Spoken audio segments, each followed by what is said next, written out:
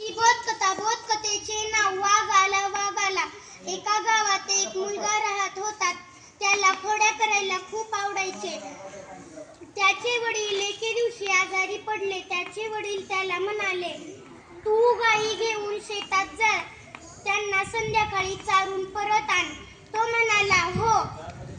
तो गायी घेऊन शेतात गेला.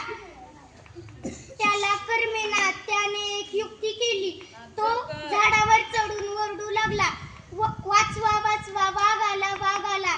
सर्व गावकरी विळा कुऱ्हाड काठ्या घेऊन तिथे आले. त्यांनी विचारले, कुठे आहे वाघ? तो म्हणाला, कुठला वाघ? कुठे आहे? मी तर तुमची मस्करी करत होतो.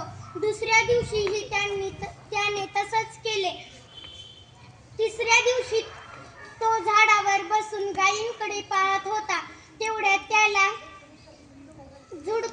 झुडपे हलण्याचा आवाज आला. त्याने पाहिले, तिथे 3 वाघ होते. त्याने झाडावर पटकन चढून ओरडू लागला, वाचवा वाचवा, वाघ आला. त्यावेळी कोणीही तिथे आले नाही. त्याच्या सर्व गायींना वाघाने खाऊन टाकले आणि वाघ तिथून गेले.